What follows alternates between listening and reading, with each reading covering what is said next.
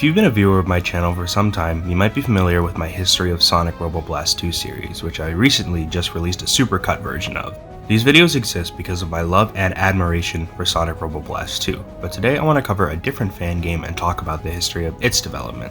I've been a fan of the Super Smash Bros. Series for a very long time, and before 2019, when I rebranded my channel to Mr. Mixtape, all the content on my channel was based on Smash. Of course I made videos about the official games, in particular Super Smash Bros. For Nintendo 3DS, but the majority of the old content on this channel was based on the Super Smash Bros. Fan game Super Smash Flash 2. This game's been in development for over a decade, and it has a long history of updates, shaping up to become one of the most impressive fan games ever made. I've been with the game for a very long time, and it's helped shape my YouTube channel in big ways, so I want to pay respects. Today, we'll be discussing the history of Super Smash Flash 2. Now before we get into anything, I think it's important to talk about the history of the game's original developer, Greg McLeod. Greg is an indie developer and the head of McLeodGaming, his own company. His current project is an indie platform fighter called Framemakers, but his history as a dev goes way farther back, all the way to the early 2000s. Many of his original projects were created in Adobe Flash, and he spent the first few years of his creative career creating small games and animations with the program. His first ever creation was his first movie, a very short Flash animation made in 2005. And it was very brief, and it definitely feels like a first Flash creation. His most prolific pre-Smash Flash creation was a Super Mario World, a crossover parody animation featuring Mario and this ugly recolored Mega Man X sprite that's supposed to be Link. Although only the first episode really stars them, as the series quickly devolves into Kingdom Hearts fanfiction garbage. It wasn't this that shaped the destiny of his career though, nor Impossible Pong or the Cell game or anything, but rather his decision to create a Super Smash Bros. Fan game using Flash. Thus, I introduce you to Super Smash Flash. Released in August 2006 on the McLeodGaming website, Super Smash Flash is the predecessor to the game we'll be covering today and is an immensely important stepping stone in the history of its development. The game was developed in about 4 months, and McLeod went solo for most of its development, but despite the odds, it ended up becoming one of the most popular Flash games of the era. Thing is, it's not very good. In fact, it's quite bad. Going back to this game after nearly 2 decades, it's proven to be a buggy, imprecise mess with little actual resemblance to the games it's based on despite the name. Super Smash Flash primarily takes influence from Super Smash Bros. Melee, which was the most recent Smash game at the time of Flash 1's release, and it's this influence that likely resulted in the game's general aesthetic. In particular, the menus, character select screen, and most of the game's content are based on Melee, but the game stands out from Melee in quite a few ways, some major and some minor. The first thing to discuss is the rather peculiar character roster. Like in Melee, there's about an even split of characters that are available to play from the start, as well as unlockable characters that can only be obtained after fulfilling certain conditions. A pretty sizable portion of the roster is taken straight from Melee, with some small moveset modifications, and only a handful of characters from that game aren't present here. The most standout character in this category is Kirby, who is similar to his Melee incarnation, but is also a swap character with Meta Knight, similar to Zelda and Sheik. I have no idea why Meta Knight wasn't just given his own character slot, but it's very interesting to see this kind of choice being made, especially since Meta Knight's appearance here precedes his inclusion in Melee's follow-up, Brawl. On the other hand, there's a slew of new characters here that either hadn't or have never made an official appearance in the Super Smash Bros. Series. First off, yep, Sonic, he's here, making his appearance 2 years before he was introduced into the series officially with Brawl, but besides him there are 4 other characters from the Sonic series who join him, Tails, Knuckles, and Shadow, who seem like obvious choices for a fan game, as well as Super Sonic, who is mostly a clone of regular Sonic rather than a Final Smash, since those weren't a thing at this point. They're not the only third-party characters to join the fight. Cloud Strife is playable, predating his official appearance in this series by a decade, as well as Chrono from Chrono Trigger, Lloyd Irving from the Tales of Symphonia series, and Mega Man X, known here just as Mega Man, and Zero from the Mega Man X series. Then comes the weird stuff. Naruto and Inuyasha from the manga series of the same name are both playable, despite the Smash series making a point not to include characters who haven't debuted in a video game. Oddly, there's no Goku, who is the first character you would expect to see when the discussion of adding anime or manga characters to Smash fan games comes to mind. Then there's Mr. Incredible, who is not from an anime or manga series but the Pixar movie, The Incredibles. His existence in this game has become an utter meme, both in the McLeodGaming community and even the developers, as Mr. Incredible has become the subject of numerous April Fool's Day joke posts from McLeodGaming themselves. Why is he in this game? Who thought this was a good idea? Who knows, but it's fucking Mr. Incredible. The last two characters of note are Blade and Blue. These two don't originate from anything, actually. Rather, they are original characters created specifically for this game. The two were created by Top Cat and based on another Sonic OC called Flare the Hedgehog. The two are clones of each other and both have moves identical to Sonic, only with the addition of sword-based attacks. The game's content is also modeled after Super Smash Bros. Melee. It has a standard multiplayer mode, although only 2 human players are allowed to play as opposed to 4, and numerous single-player modes. A classic mode functioning like an arcade mode, with each stage having different enemies. The adventure mode is also modeled after Melee, with a mix of regular fights against CPU opponents as well as platforming levels. Let me tell you, before making this video, I hadn't played this game in a good 10 plus years, but I will never forget the trauma of Floating Islands, which is a large vertical shaft of platforms. Climbing it is more difficult than it needs to be already because of numerous issues with the engine, but you're also being assaulted by enemies, making it a complete nightmare. There's also a Break the Target stage, which is unique for each character, and upon reaching the end, you face Master Hand and sometimes Crazy Hand. Okay, so that all seems fine and good. Actually, for a 2006 game and Greg McLeod's first major Flash game, it seems like an incredibly impressive creation, and it is in many ways. There's a lot I admire about Flash 1 and the ambition behind it, but it's all ruined by just how wretched this fucking game is to play. First of all, regarding the control setup, it's awful. For player 1 anyway, you move with the arrow key, jump with P, and attack with O, meaning your hands are forced into the same position on the keyboard. After just a few minutes, this game had my wrists hurting like a motherfucker. The physics are also incredibly slippery, and the game overall is very sloppy to play. Characters accelerate way too fast in midair, traction is very high, and the ground and double jumps have a large delay to them. Despite being modeled after Smash Bros., the button setup is simplified to fit the game's structure as a Flash creation. There's no special move button. Instead, each character has one normal button. Hitting it will perform a jab, you have 4 directional attacks, and an air attack. Besides being watered down from the original series, the gameplay lacks any flow or rhythm. There's no real strategy besides smacking attack buttons and hoping you kill the opponents before they hit you, which is only exacerbated by the incredibly glitchy damage and knockback values. Due to the way the game is programmed, attacks will connect in a way where the damage will be inflicted numerous times over, leading to attacks that normally do 4 to 6% damage suddenly doing 5 or 6 times their normal value.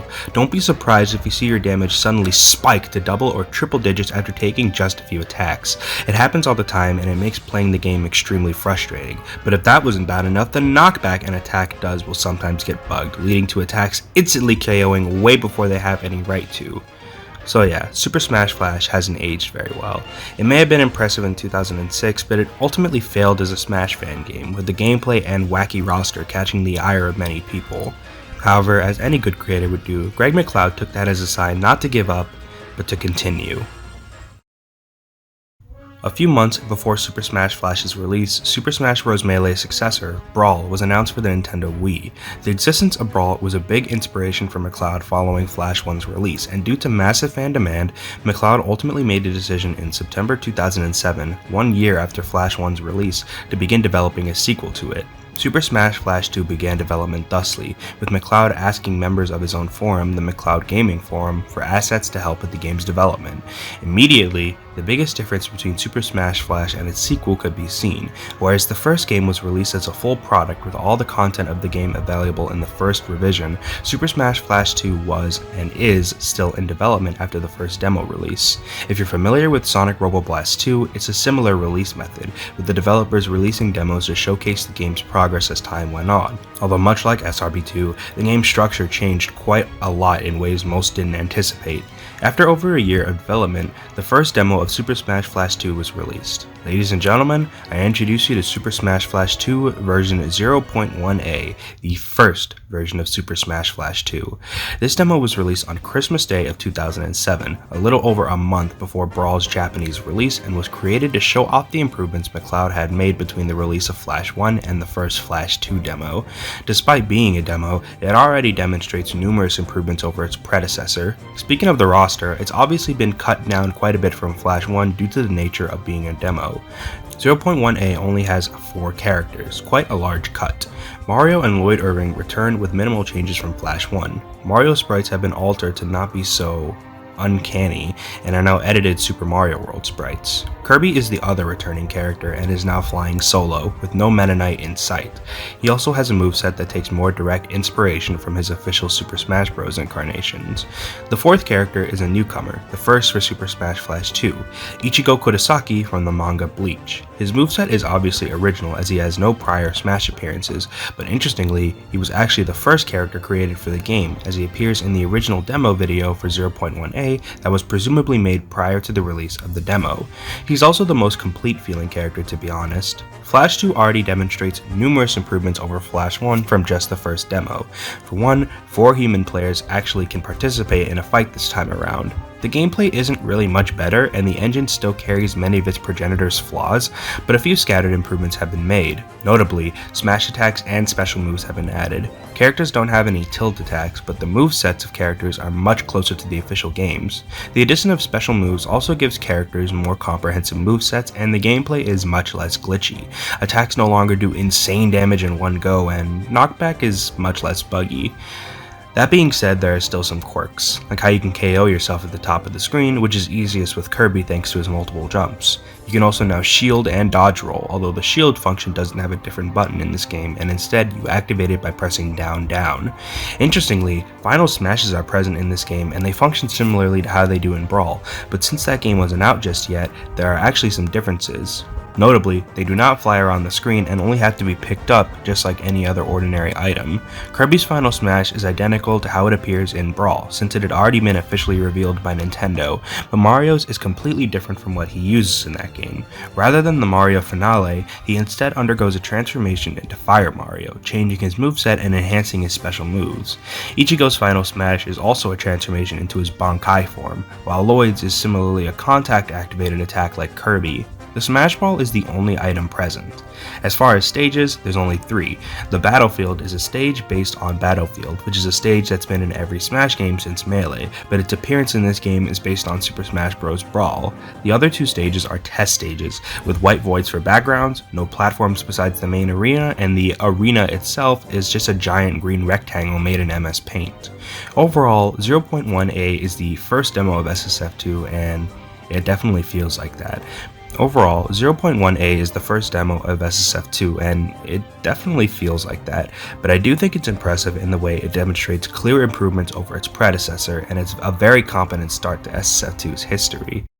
In February 2008, version 0.1b was released and was a very small patch to 0.1a that only existed to fix a few bugs, and 2 months later, in April, 0.2a was released to the public. This is the first demo to show real progress from 0.1a. Although no new characters or stages were added, tons of other content and fixes made their debut. Stock matches were added, item frequency could be changed, as could damage ratio and starting damage, and for the first time in the Super Smash Flash series, all 4 characters could customize their control.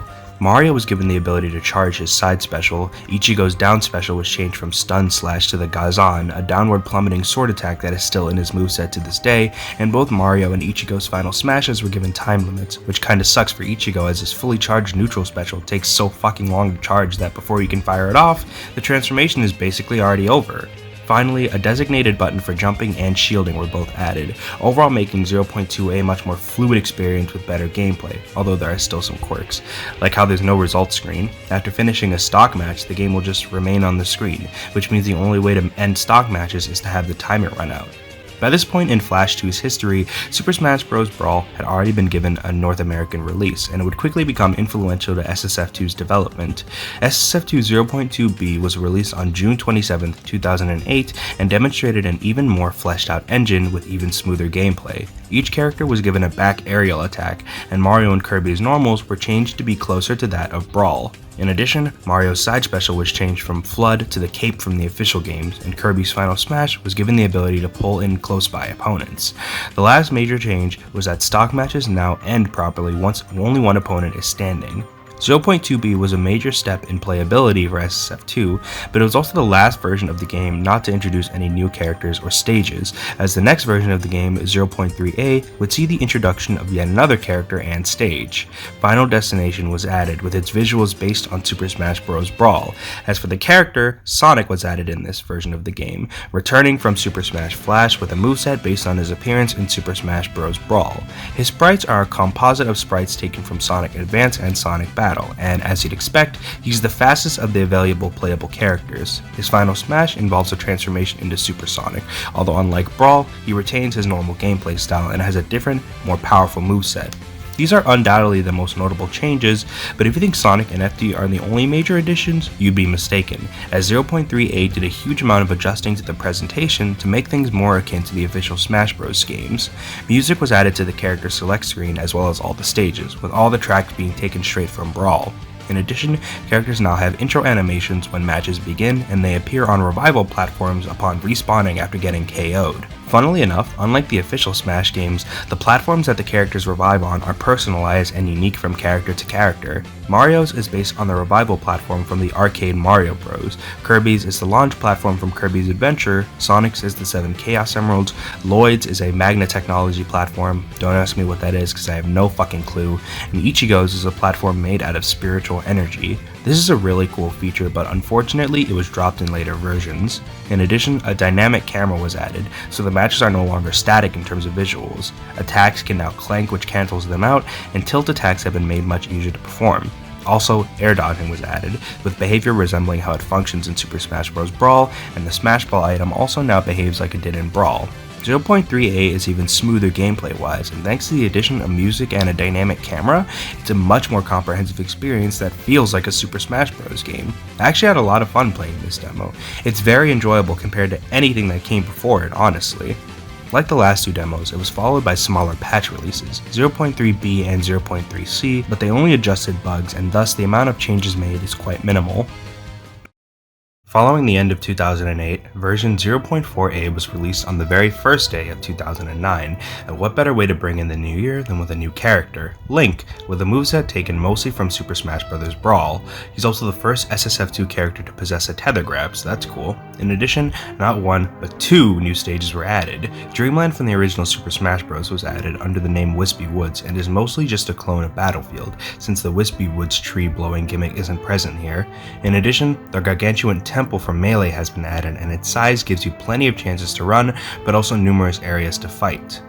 Its size also gives you the perfect opportunity to try out the newest gameplay feature, Team Battles, allowing you to do 2v2 or even 1v3 matches. It also justifies the addition of alternate colors, which have been added and only apply a light filter of green, red, or blue over the character's colors, rather than actually recolor their apparel, and the colors themselves are not selectable outside of Team Battles.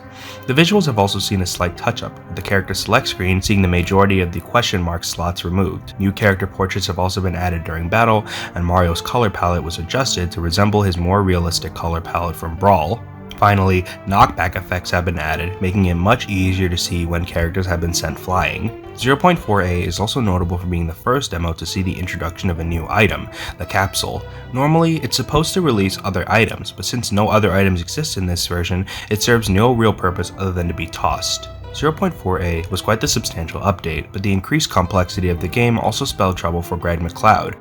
In a forum post, he explained that he had planned to add more characters than just Link, but the process of creating new characters started to become much more long and difficult, which limited the amount of new additions to the roster, likely explaining why over half a dozen demos later, only 2 new characters had actually been added to the base roster of 4. Thankfully, even without new characters, the game was still improving. Despite promising to add more new characters in version 0.4b, no such thing happened, but 0.4b did see the addition of a new item, the infamous fan. A separate button for grabbing and throwing was added, players can now exit matches prematurely, and a random select for characters and stages was introduced.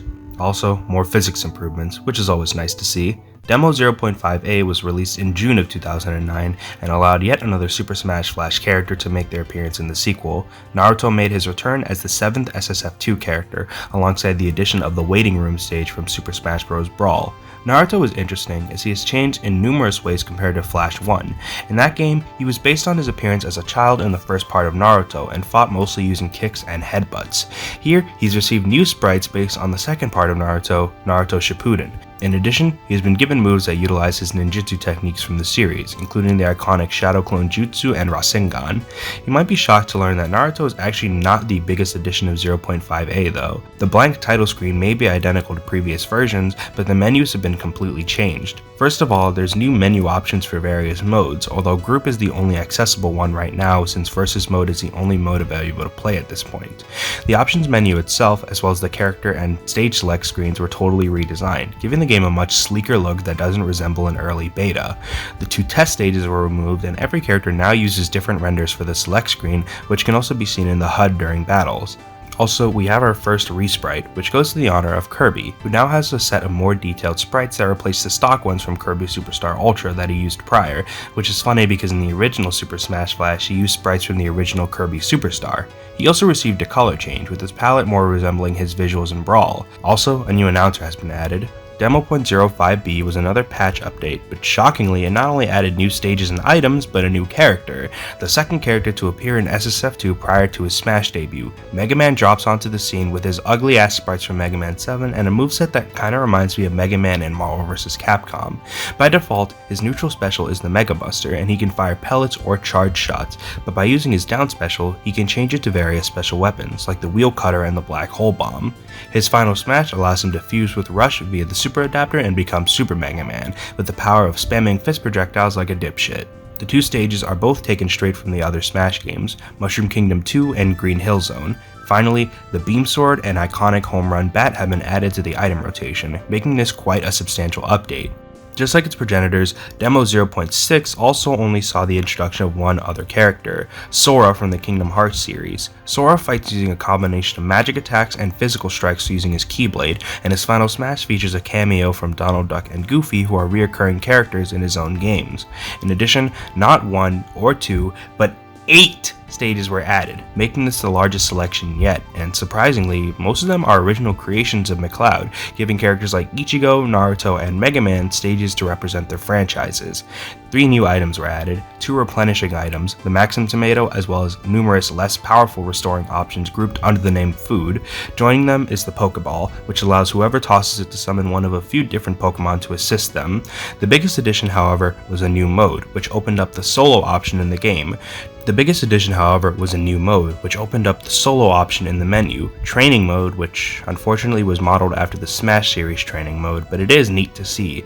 A new title screen was also added, replacing the old gray one. 0.6 was a large endeavor, and it took over a year to release following 0.5b, but it's hard to deny that the progress the game was making was incredibly impressive considering it had all been handled by one person who had been working on it between school semesters. In just 5 years, Greg's sequel had undergone mass change and improvement and become one of the most popular Smash fan games and fan games in general. However, Demo 0.6 was also the last version to be handled solely by Greg, who had promised to find ways to expedite the development process. Thus, 0.6 was the first demo to not receive any B or C patch updates, and Demo 0.7 was promised to the masses. On the first day of 2011, SSF2 fans were treated to the release of yet another update, the much anticipated 0.7. This demo was the first to be developed by a team of people, as opposed to Greg McLeod flying solo, and funnily enough, much of the development team considers 0.7 to be the true beginning of SSF2. Whereas all prior versions acted as a sequel to the original Super Smash Flash, the devs called this a reboot, beginning a new era of SSF2. Sure enough, the combination of a new team of developers and about half a year of development time allowed 0.7 to be the largest demo of SSF2 yet, with so many new additions that it's hard to wrap your head around it. The current roster of 9 from before 0.7 was built from the slow addition of characters to the initial roster of 4. Sonic, Link, Naruto, Mega Man, and Sora were all added one at a time in different updates due to the difficulty that Greg had making characters, but thanks to his new team, this issue was almost completely amended. Thus, 0.7 added 6 new characters to the roster, the largest batch of new fighters yet. 2 of them really stand out in a big way. The first 4 are Wario, Ness, and Princess Peach, who are Super Smash Bros. Veterans that never appeared in SSF1, as well as Tails, who is the opposite. For the 5th, it's a character that was highly demanded due to the presence of Ichigo and Naruto. After 6 years, Son Goku makes his Super Smash Flash 2 debut. Goku has a long history with SSF2. Way back when Demo 0.1a was released, a teaser trailer was also released made in Flash and featuring numerous characters who would later be added in later demos. Among them was Goku, who appeared at the end transforming into Super Saiyan 3 and firing a Kamehameha. Later in 2009, mini trailers were released for certain characters, including Goku, so he was teased quite a lot before making his appearance in a demo. Goku's addition was an incredibly exciting thing to see, and I wouldn't be surprised if his presence here and in another popular Smash fan game, Super Smash Bros. Crusade, was responsible for the extreme amount of requests made for Goku in Super Smash Bros. For Nintendo 3DS and Wii U a few years later. His moveset consists of a mix of physical strikes as well as some ki-based attacks. He has the Kaioken, the Kamehameha, and for his final smash, he transforms into a Super Saiyan, gaining the Dragon Fist and the Spirit Bomb as special moves. Playing this over a decade later as a 20-year-old man, it's hard not to get giddy at the prospect of playing as this guy. The final new character is special because he's the first unlockable character in Super Smash Flash 2 history. Just like the many characters in Flash 1, Black Mage can only be used after fulfilling certain conditions, after which you can fight him for a chance to unlock him. Black Mage is also notable for being the first character added to the game that was never announced in the original developer's plan for the roster, making him a late addition to the lineup. He uses mostly magic attacks seen in Final Fantasy, and his final smash uses Flare to unleash a massive AoE attack. In addition, numerous new stages and items were added. Among them are Planet Namek, a stage for Goku, and Chaos Shrine for Black Mage, as well as Central Highway from Mega Man X, Casino Night Zone from Sonic 2, and Jungle Hijinks in Yoshi's Island, stages that may have foreshadowed future roster additions. New items include 3 shells, the green and red as well as the blue spiny shell, which funnily enough would later appear as an item in the official Smash games, the E-Tank, and the Assist Trophy, which allowed you to summon characters like Pac-Man, Waddle Dee, and if you're lucky enough, Light Yagami from Death Note for some reason. Interestingly, in the teaser trailer, Ridley was shown as an assist trophy, but is not part of the selection here. In addition to all this content, 0.7 saw numerous new quality of life and gameplay changes. Stage hazards can now be toggled on and off, and screenshots can be taken while in the pause menu during matches. Since the game is sprite-based, the camera is nowhere near as flexible as in the official Smash games, but it's still a cool feature. Numerous new gameplay and visual additions were made. The character select screen was revised with new, sleeker design, a different slider for the AI level, and a new icon that appears when transitioning from the character select to the stage select.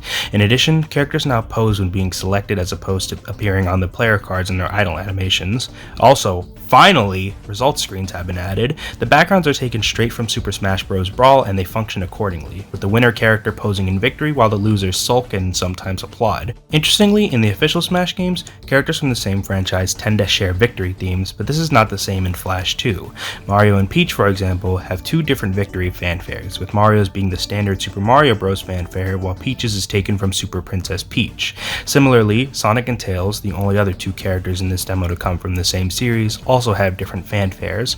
0.7 also saw numerous bug fixes, engine improvements, characters being given multiple taunts, and Kirby now gaining hats based on whatever character ability he steals. They look quite hokey, but it is a good start. 0.7 also sported a lot of balance changes, with each character receiving numerous balance adjustments. With this in mind, plus the many changes to the engine, 0.7 was easily the best version of the game to play and was starting to gain its own identity as a fast, fluent game akin to Melee, which helped its appeal a lot. At the time, many people were expressing dissatisfaction with Super Smash Bros. Brawl due to the slow-paced gameplay as well as numerous changes made to the game that harmed the more competitive aspects of the game. Flash 2 was seen as sort of a hodgepodge of the 2 games' many stylistic idiosyncrasies, which helped it stand out a lot. 0.7 was the first version of SSF2 I had ever played, and probably one of the games I spent the most amount of time on. I loved 0.7 a lot, although I don't exactly remember most of the time I spent on it, as it was a long time ago and I don't exactly have access to any of my 0.7 gameplay. Still, 0.7 was a massive step in quality for the game, and it was only about to get better from here. Fittingly, 0.7 was also the first version of the game to have a new logo appear, symbolizing the game's newfound development. Following the release of 0.7 on January 1st, the rest of the newly formed SSF2 dev team's 2011 was spent working on the next demo, 0.8. In a June 2011 forum post, Greg McLeod proposed a potential September release date for the demo. When September came, the goalpost was moved to October. After October and November, people were getting antsy. It had been 11 months and 0.7 was still the latest version of the game. It seemed like a miracle was needed for the fans to finally get their wish for the next SSF2 demo. And what better time for miracles than Christmas? On the day after Christmas, 0.7 was finally released to the public. 0.8 was the first demo in a while to have a letter update. It was initially released as 0.8a and would later receive a 0.8b update in March 2012. 0.8b changed little for the game, but the 0.8 demo as a whole was a huge update. We can see this as soon as we start the game. For the first time, rather than beginning straight at the title screen, 0.8 received an opening movie. The movie is based on the opening movie of the original Super Smash Bros. On Nintendo 64, and similarly teases most of the roster and a few stages. 5 new characters are added, although all of them are characters previously featured in the official Smash games: Pikachu, Yoshi, Fox McCloud, Donkey Kong, and Captain Falcon, who is an unlockable character that can only be challenged after winning a versus match with every character on the roster. All 5 of them are similar to their official counterparts, although there are some differences present. Donkey Kong in particular has a totally different final smash from what he uses in Brawl, and also sports a different dash attack based on his trademark Kong roll. Numerous new stages accompanied these 5, including Gangplank Galleon and Yoshi's Story, 2 new stages to rep the Yoshi and DK franchises. Captain Falcon also received a stage for his series, Sand Ocean. Finally, a new Zelda stage known as Clock Tower was added, and it's also unlockable through the most notable addition in 0.8, Break the Targets. This is a staple Smash Bros. Mode that's been there since the beginning. It was present in Super Smash Flash, and it makes its debut in SSF2 here. Unlike Super Smash Flash, where each character had their own individual target layout, Flash 2 uses universal stages with the same target layout regardless of character. Only one stage is present here, and it uses the Brawl target break music. It's got a simple layout fitting for the very first stage as well. It's a shame that the developers went this route, as I prefer the individual stage layouts from Smash 64 and Melee, but it is understandable. 0.8 also saw a lot of interesting character changes, with a lot of characters seeing adjustments to make their moves more seamless. Naruto now has a new side special, and his neutral special was changed. Previously, fully charging it would result in the Odama Rasengan, but starting from 0.8 it would fire off the Rasen Shuriken. In prior demos, Mega Man would cycle between his special moves in a predetermined pattern, but here it was changed so that he could manually switch between all 5 of them at the same time. Much easier. Black Mage got one of the cooler changes in this demo in the form of new versions of his fully charged smash attacks, which have different, much more powerful effects to make up for how long it takes to charge them. Sonic's moveset is still mostly identical to previous demos, but there was a rather humorous change to his voice. From his introduction in 0.3 to now, Sonic used stock voice clips from Super Smash Bros. Brawl, which were provided by his voice actor at the time of that game's release, Jason Griffith. In 0.8, these were replaced with voice clips from Roger Craig Smith, who replaced Griffith as Sonic's voice actor in 2010, a year prior to 0.8a's release. Funnily enough, they ended up reverting this change later in the game's lifespan, which I always had a feeling was done because of backlash from players. Finally, Lloyd received more than a few notable changes. His previous down special, Guardian, was replaced by a move called Graveblade. Instead of being a defensive move, it's a short-range shockwave with low knockback that pops the opponents up, allowing for follow-ups. In addition, fully charging his neutral special, Demon Fang, now releases 2 projectiles, which is known as Double Demon Fang. On a final note, Screen KOs and Star KOs were added, rounding out this demo with one final tie to the Smash series. The next release of Super Smash Flash 2 would take quite some time. During the months after 0.8b's release in March 2012, Greg McLeod became involved in the release of another Flash game known as Yeah Jam Fury. It was a puzzle platformer and the first full original game he had released since Super Smash Flash. The months following would be filled with anticipation for the next version of SSF2. In January of 2013, SSF2 was featured at Apex 2013, a yearly Smash major where people were allowed to try out the new version early, showcasing the increasing influence and notoriety the game was attaining. On the 14th of January, 0.9a was released, and in my opinion, would signal the beginning of the modern era of SSF2. Super Smash Flash 2 is a Super Smash Bros. Fan game, so it stands to reason it took many influences from the Smash games, including music and stages, but it was clear since 0.7, I think, that the devs were attempting to give the game its own identity and truly make it something separated from its origins. And I think the moment that was truly accomplished was as soon as I heard this theme.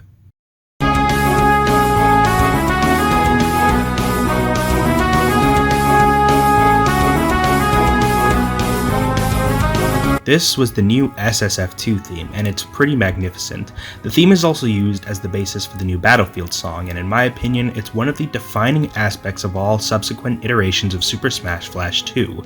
Every demo before 0.9a had certain visual changes made to make the game look less like a Year 1 college student's work, but for 0.9a, the menus were completely retouched.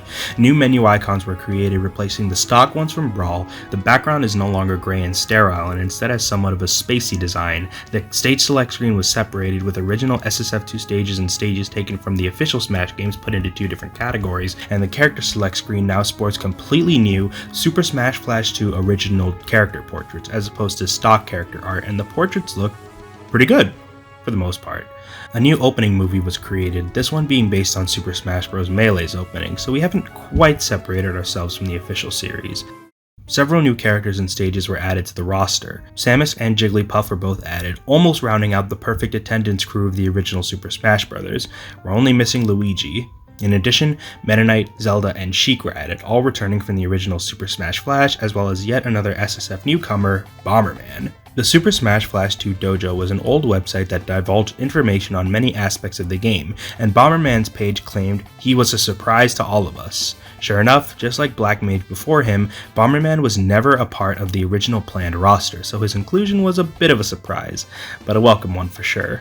All White Bomber's special moves are interesting because they mostly revolve around his neutral special, which allows him to create up to 9 bombs of varying size and power. With his side special, he can kick them around the stage and detonate them with his down special, giving him excellent stage control. Another major addition in terms of characters is palette swaps. Previously only available in team battles, they are now accessible in any regular battle, with each character having between 4 and 5. Palettes are something that would go through a lot of incarnations in SSF2, but unfortunately here they're not very good. Due to fear of ballooning the game's file size, colors in this game had to be designed in a way that diminishes any chance at complex costumes. The result of this is that many characters have palette swaps that change the entire character's color, face and all, as opposed to just modifying their clothes. While it's fine for characters like Kirby and Jigglypuff, human characters with more complex designs end up looking very uncanny, with blue, green, and red faces, and some overall very unsatisfying color selections. Despite this, I was honestly just really happy to finally see selectable palette swaps implemented after so long, so I didn't mind this. Most of the new stages are SSF2 originals, with some standouts being Lunar Core, another Final Fantasy stage, Dracula's Castle, which was originally included in Project M, and my favorite, Nintendo 3DS. What is it? It's just a fucking Nintendo 3DS. Genius design, and it has a really cool gimmick where different games will play on the DS, which will affect the stage in various ways. It quickly became one of my favorite stages in the game. A random select filter has also been added, allowing you to choose which stages do or do not appear when choosing random select. While 0.8a and B began upgrading the single player with the addition of Break the Targets, 0.9a added yet another staple Smash single player mode to SSF2, event matches. There are only 10 here, as opposed to the standard 50 to 51 that most Smash games have, and like usual, they plop you into different fights with varying objectives. In the first one, you're tasked with fighting 2 Pikachus and a Jigglypuff while only Pokeballs appear as items. In another, you play as Samus and have to KO a green Yoshi while it attacks 2 others. If the other 2 Yoshis die, you fail. The hardest is the final one, Nintendo All-Stars, which is a 1 vs 3 match against Mario, Link, and Pikachu. They've got the numbers advantage, and by God are they gonna abuse that shit. Completing all 10 of them rewards you with the chance to fight and unlock Jigglypuff, who is this version's unlockable character. A new Break the Target stage was also added, and this one has a really weird tonal shift, taking place in a black and white area with thorny trees and ambient music. I have no idea what inspired this design, but it's certainly unnerving. 0.9a also added numerous controller options that made the game accessible for different control types. Floor attacks and edgehogging were added. C-sticks can now be enabled, thank God, although you could only use them for smash attacks. Disappointing. You could also now set a separate dash key. So yeah, 0.9a was pretty great, and really set SSF2 on the path to greatness. It had a roster that was as large as Melee's, fun and frantic gameplay, a decent amount of single player content, and thanks to patches, it was only getting better and better. It was even featured at official Smash tournaments. But hey, what's that blacked out option? Well, that was addressed with the announcement of a major revision for 0.9a in late 2013. In order to market this version, 0.9b would not only be featured at Apex 2014, but would also be the subject of the very first McLeodGaming Direct in June of 2014. Released about a month before the release of 0.9b, this video was inspired by Nintendo Directs, which are video presentations used to show off upcoming games by Nintendo. Narrated by Void, one of the developers, it went through not only new characters, but also new modes and many moveset revisions. In this particular video, Sora, Ichigo, and Bomberman. In addition, they would also reveal possibly the biggest addition to any SSF2 demo ever, online play. With the creation of the McLeodGaming Network, Super Smash Flash 2 can now be played online, opening up a new door for the game. Tournaments could be hosted offline, people could play with other people across the world, and remember, this was just a non-profit fan Flash game, and yet it had managed to reach a realm a lot of fan-made fighting games never even get close to. 0.9b was released in July 2014 with a ton of changes and additions. Zero Suit Samus and Marth were added to the roster from Brawl, and with them came another newcomer, Chibi Robo. Chibi is an interesting addition, being the kind of character you wouldn't expect in a fighting game, and his moveset uses a combination of toys and tools to contend with enemies. These three were the only additions, but the 0.9b Direct also teased one final character, Isaac from Golden Sun, but we wouldn't be seeing him for a while. Despite being just a version update, 0.9b hosted a number of significant changes. The most notable of these was a shift in the character design of SSF2. As noted by the devs in various blog posts, later editions like Samus and Zelda had custom sprites that were very complex and detailed, which made older characters that were still using stock sprites stand out as being outdated. This was the catalyst for a long campaign of visual redesign, with over a dozen characters getting resprites, and this all started in 0.9b with Mario and Link, who after years of using old outdated sprites would finally be given a set of highly detailed custom sprites. Mario's final smash was also changed to the Mario Finale to reflect this change. Besides these two, Goku and Ichigo also received a fresh coat of paint applied to their sprites, with new and vibrant colors that helped them fit amongst the wacky Nintendo crew much better. Surprisingly, only two new stages were added this time around, Sylph Co and Skyward Voyage, but these are active stages that are much more complicated than your standard Battlefield or Final Destination, so the limited quantity is understandable. The last major addition was a new Break the Target stage and Special Smash, which was introduced to the series in Melee and allows you to play versus matches with special rules that change the flow of gameplay. The most notable rule is Turbo, which originated in the Super Smash Bros. Brawl mod Project M and allows you to cancel attacks straight into other attacks and chain together combos that wouldn't otherwise be possible. 0.9b is of course a major update for the online alone, but I think for me it's much more important in regards to my own content. This demo came out July 24th, 2014, a mere month after I created my YouTube channel. At the time I was incredibly young and I started off uploading a bunch of random bullshit. It was Super Smash Flash 2 where I found my niche. I started off uploading random fights, then I transitioned to creating fake classic mode runs since there wasn't a classic mode in the game at the time, as well as making guide videos. During a time where numerous school-related issues made my first few years in middle school a living hell, making content for SSF2 really shot my passion for YouTube into overdrive, and it's a big reason why my channel is where it is and why I still make content today. I even used it as the basis for the first ever big subscriber milestone video I did. That's how ingrained it was into my channel's identity. As time went on, I eventually moved out of New York, which unfortunately meant that I wouldn't have access to a computer, which is why both SSF2 videos and content in general slowed down for me so much around 2015 to 2017, but that didn't mean I wasn't still keeping up with SSF2. Sure enough, in January of 2015, a new McLeodGaming Direct was released teasing the next iteration of SSF2, titled Super Smash Flash 2 Beta. It was called this because of the announcement that it would be the final demo of SSF2 before the final release, which makes 0.9b the final alpha release of Super Smash Flash 2. This time, the McLeodGaming Direct showed off the previously teased Isaac, as well as revealing Bowser at the end. In addition, they showed off Classic Mode, a Smash Bros. Staple that would finally be making its debut, a newly respited Princess Peach, and moveset changes for Sora again, as well as Lloyd and Tails. 2015 also saw the debut of SSF2 at Super Smash Con, a fan convention where SSF2 Beta was playable, allowing people to try out the new build firsthand. At the beginning of 2016, McLeodGaming announced that this demo would be releasing in 2016, and I was fucking hyped. And then 2016 came and went, and it didn't come out. I was kinda disappointed, but oh well. In August of that year, SSF2 was featured at Super Smash Con again, where numerous character reveals took place, building large amounts of hype for the game as the starting roster began to take shape. It was such a hard situation to be in. The goalposts continued to move, but so much hype was built through announcements and trailers, I was so antsy to get my hands on beta. But at a certain point, it just felt like that time between the July 24th release of 0.9b and the fabled SSF2 beta release was just never gonna come.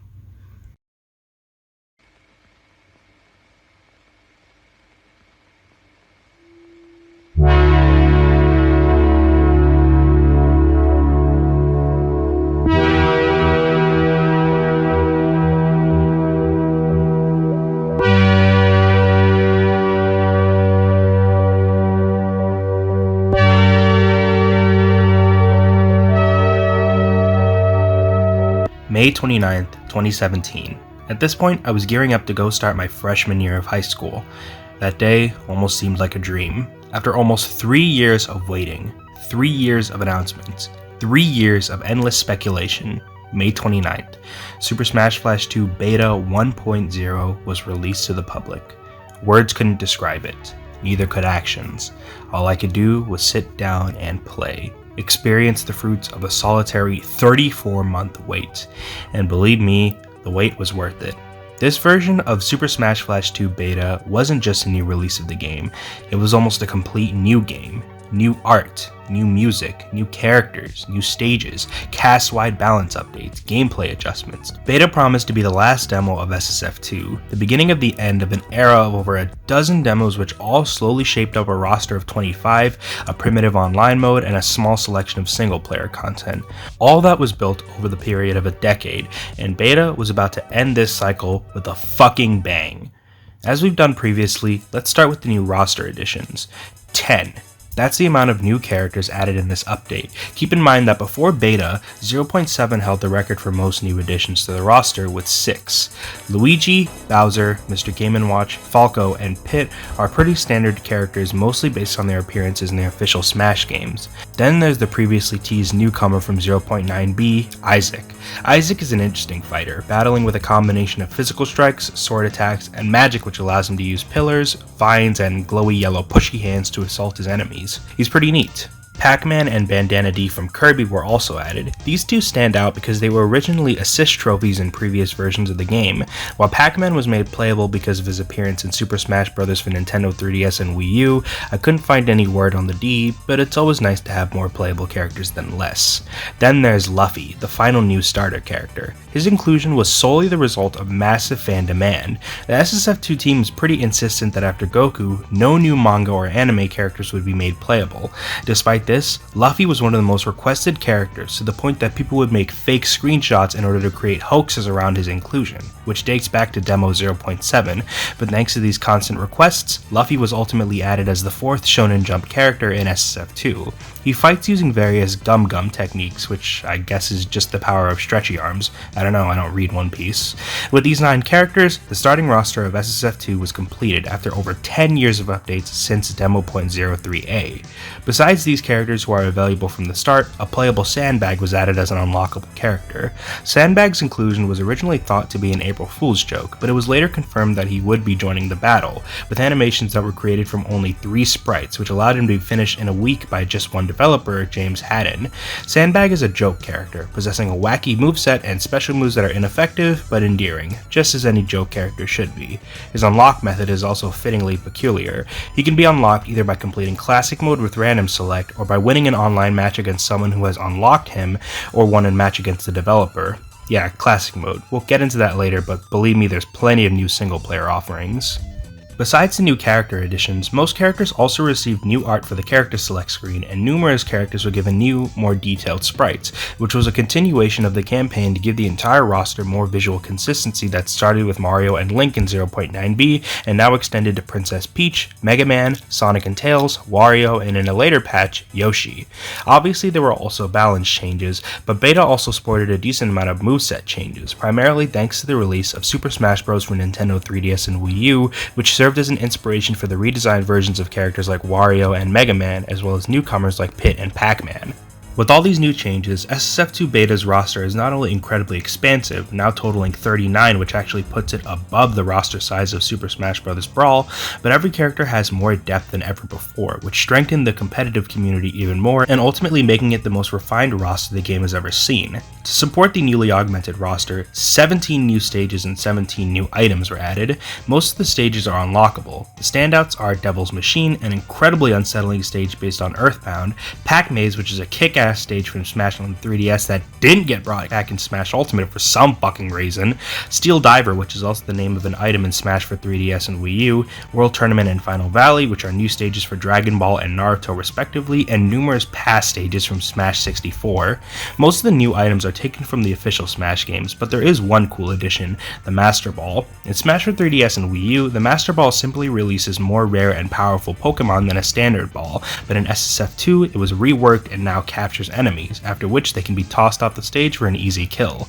Also, multiple assist trophies and Pokeball Pokemon were either resprited or newly added. Beta also saw the removal of a few assists. Obviously, Bandana D and Pac-Man were turned into playable characters, while Renji from Bleach was replaced with Rukia due to her larger significance in the Bleach manga, as well as Renji's glitchy nature, and Amigo was removed for similar reasons.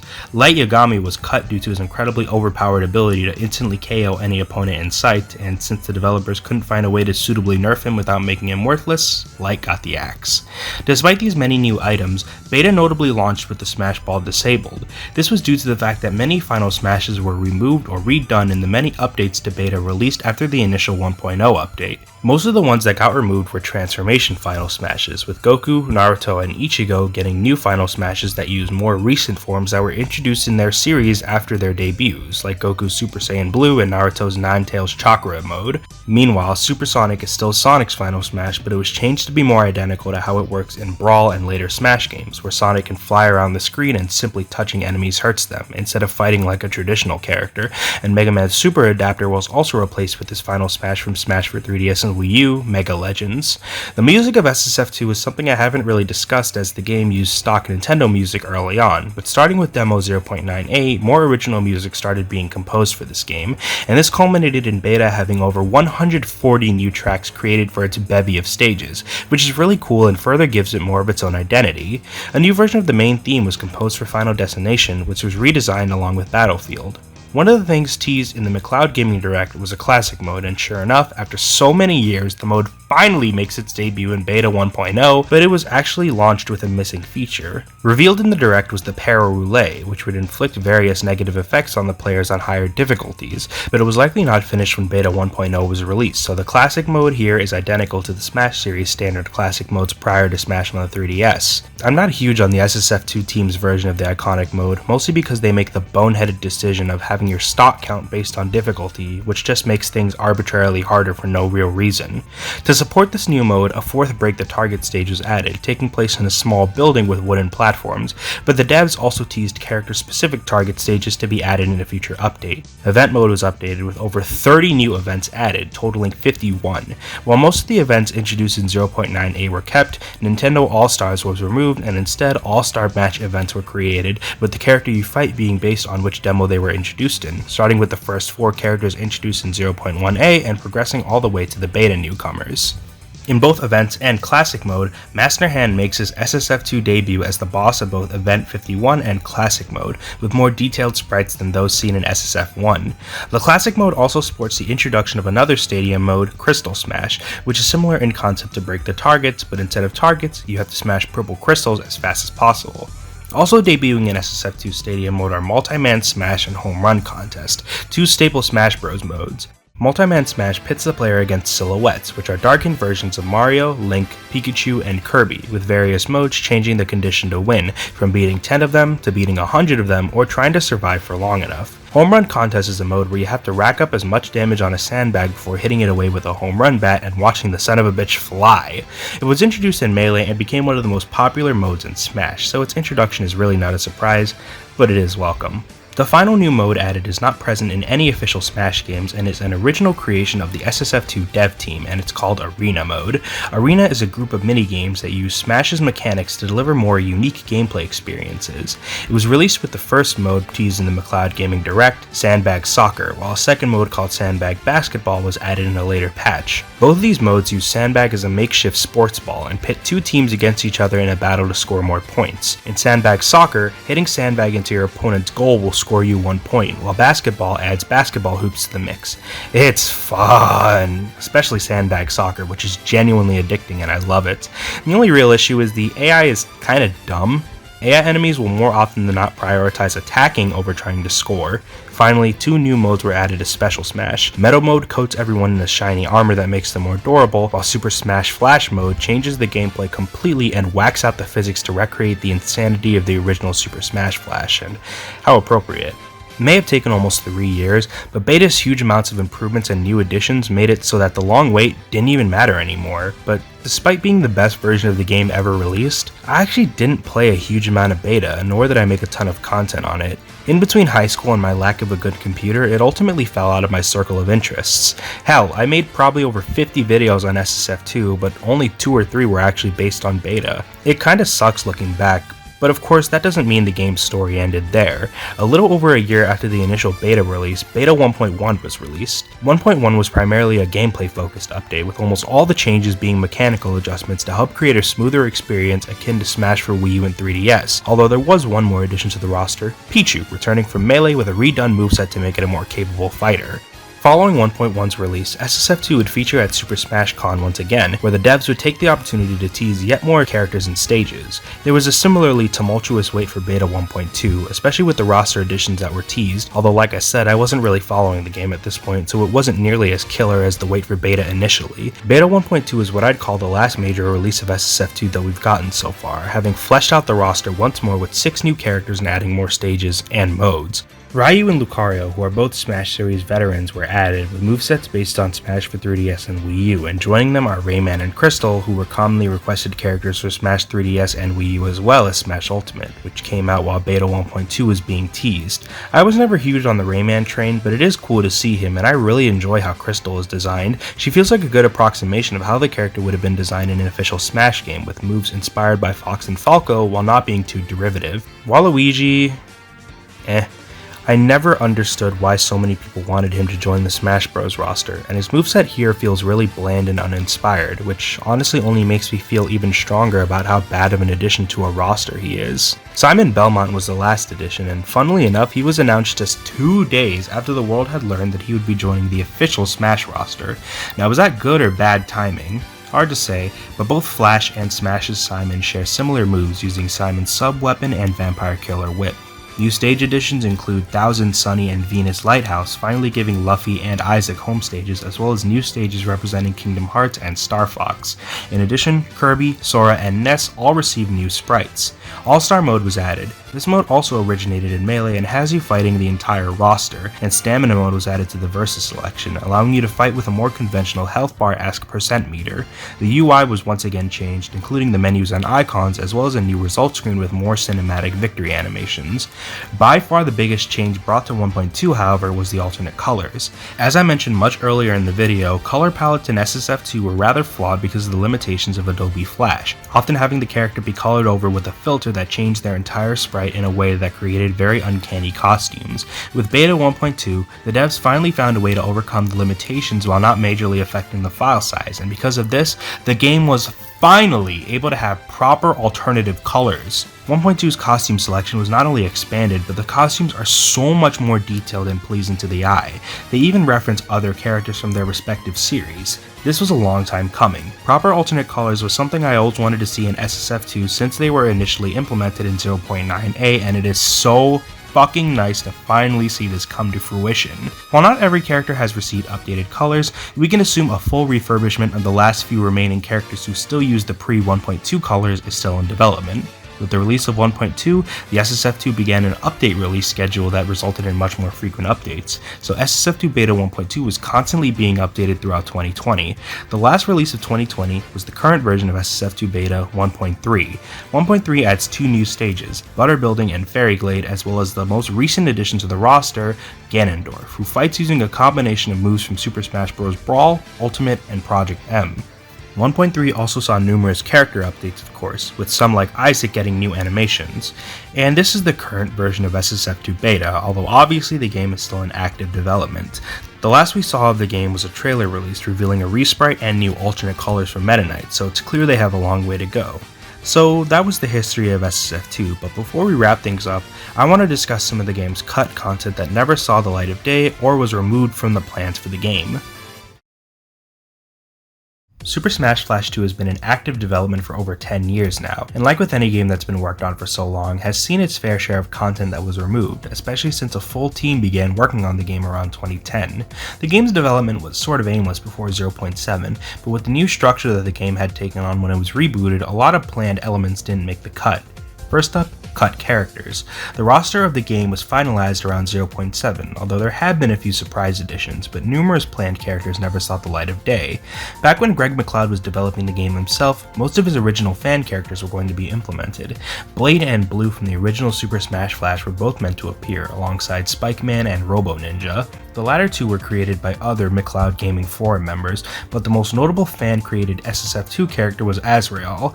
Azrael appeared in the SSF2 mini trailer that was released alongside the very first demo of the game and would have fought with a scythe.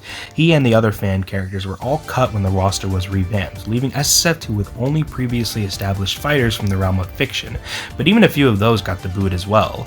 Namely, before Luffy became the 4th Shonen Jump representative, numerous other manga characters were planned. Renji from Bleach, Sasuke and Rock Lee from Naruto, and Vegeta from Dragon Ball were all meant to be added as playable characters, but eventually they all became relegated to background cameos, aside from Renji, who became an assist trophy for a good amount of demos. Solid Snake was teased around 2009 with a mini trailer similar to Sora, Mega Man, and Goku, but unlike those, Solid Snake never joined the roster.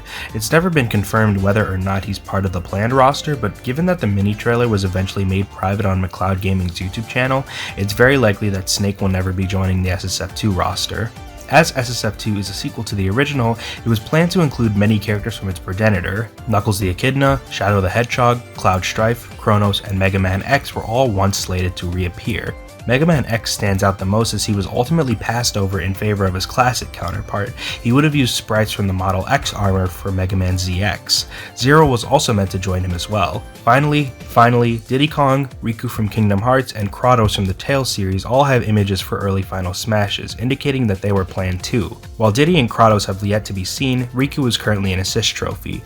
I already mentioned a few cut assist trophies, but did you know that there was actually another cut item that functioned similar to the assist trophy? It was called the Battle Card, and it was originally from Kingdom Hearts. Thus, it would have allowed the player to summon a variety of Disney assist characters. Stitch, Jack Skellington, and the Genie from Aladdin were the only ones planned, but the item was cut and never appeared. There's plenty of other cut content and demos that was eventually removed, but the most interesting piece of SSF2 history in my opinion was the planned adventure mode, the Flash of Shadows. Super Smash Flash featured an adventure mode based on Super Smash Bros. Melee, so when the follow-up Brawl upgraded the adventure mode to a cinematic story campaign, it stands to reason that Greg McLeod would have wanted to include this in SSF2. Flash of Shadows was originally planned to be an expansion that would have been similar to Brawl's Subspace Emissary, with a story told between side-scrolling levels that combine platforming and the series' standard combat mechanics.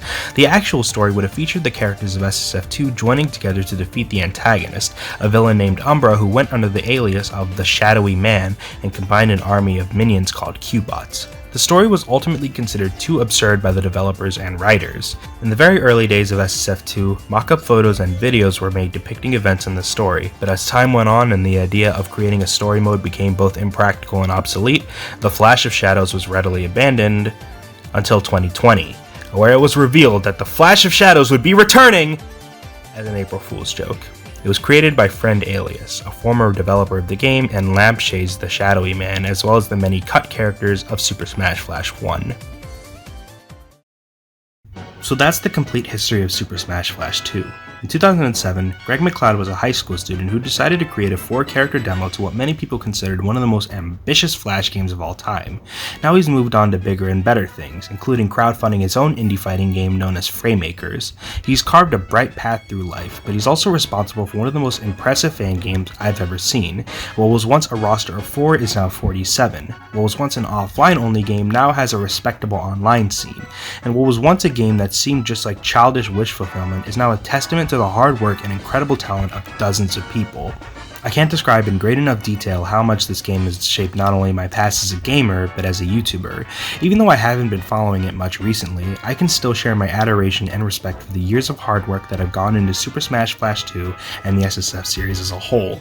I had a ton of fun playing through all these past demos and experiencing firsthand what 15 years of growth looks like, and I implore you to all play SSF2 and support the wonderful team behind it. Thank you for watching, and thank you to Gregory McLeod and all the other SSF2 developers for creating this game and marking an incredible legacy on video game history and internet history. Have a good night, take care. Hey everyone, this is Post Credits Mixtape telling you that if you enjoyed this video, you should like it so that it gets shared amongst more people and it does better. Also, if you like my content, then subscribe so you can keep up with it and always see my uploads on time. Hit the notification bell if you want to get notified of my content, and thank you for watching. Have a great night.